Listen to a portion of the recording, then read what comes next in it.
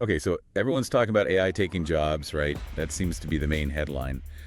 But the story we're seeing emerge is kind of different. It really is. There's this like hidden job market that's actually exploding. It's creating way more opportunities than it's getting rid of. More creation than replacement. Interesting. Exactly. The whole narrative, it's shifting fast from, doom and gloom to, well, massive opportunity. Companies are genuinely struggling to fill these new AI-related roles. Right. So our mission today for this deep dive is to give you a shortcut, how to understand this change, and importantly, how you can actually benefit from it. Let's start with the big picture. Remember the World Economic Forum back in 2020? They predicted AI might displace around 85 million jobs. That's the scary number people remember. But here's the key part they also predicted. 97 million new jobs would be created because of AI. That's a net gain, a significant one. And we're actually seeing that play out now, aren't we? Absolutely, we're seeing it everywhere. An IBM VP recently said, point blank, employers actively prefer workers with AI skills. Remember the layoffs? Yeah. Right after that, they pivoted, accelerated hiring specifically in AI and machine learning, and Forbes just found 73% of companies are making AI talent their priority for 2025. 73%. Wow. But here's the catch, the disconnect.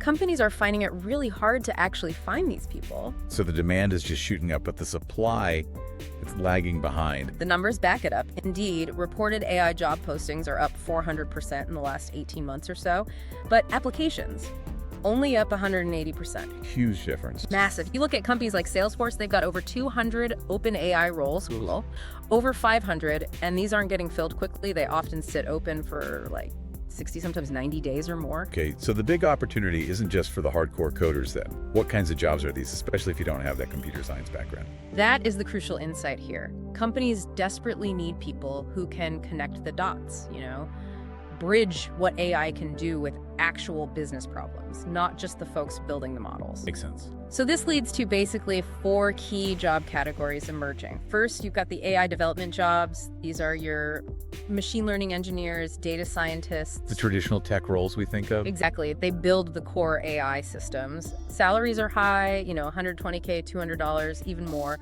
Requires deep tech skills. Got it.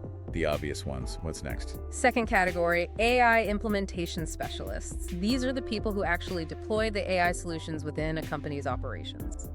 Like making it work day to day. Precisely. Think of an AI-savvy project manager or maybe an operations director who understands AI. They get it out of the lab and into the business. And importantly, often no coding required. And the pay. Still really strong. We're talking $100,000 to $180,000 typically. Interesting. And a third category. Third, and this one's growing fastest according to the World Economic Forum, is AI human collaboration roles. This is all about working with AI systems. Working with AI, like as a teammate. Yeah, exactly. Think AI-powered content strategists, maybe human AI team coordinators, or people who specialize in training AI models, but from a user perspective. It's like that centaur idea. Human intelligence guiding AI power. Again, usually no coding needed. Fascinating concept. The centaur workforce. Yeah. And the last one. Fourth is AI management and oversight. These roles focus on overseeing the AI systems themselves, making sure they're ethical, efficient, optimized. It's kind of like managing AI systems instead of managing people. And also, generally no coding needed there either. Generally, no. The focus is more on governance, strategy, performance. So let's recap that because it's huge. Categories 2, 3, and 4, implementation, collaboration, and management. They generally don't require you to be a coder. Correct. The demand is shifting. And it seems the demand is really for those business skills, right? Strategic thinking, project management, communication. I saw a survey, I think, saying 68% of companies prefer business-savvy people who can learn the AI tools rather than just pure AI experts without the business context. That's exactly it. And the salaries reflect that value. AI project managers, often 95K to 160K. AI operations managers, 110K up to 190K. Companies just can't find enough people with that right blend fast enough. Okay, so if heavy coding isn't the main barrier for many of these high-paying roles, what skills do you actually need to focus on to get hired in this new AI economy? Good question. For these really in-demand non-coding roles, you need first strong business acumen, just understanding how businesses run where AI can add real value. Knowing the landscape. Yes, then project management. Can you take an AI idea and see it through from start to finish? Also data literacy now. This isn't data science, but being comfortable with data.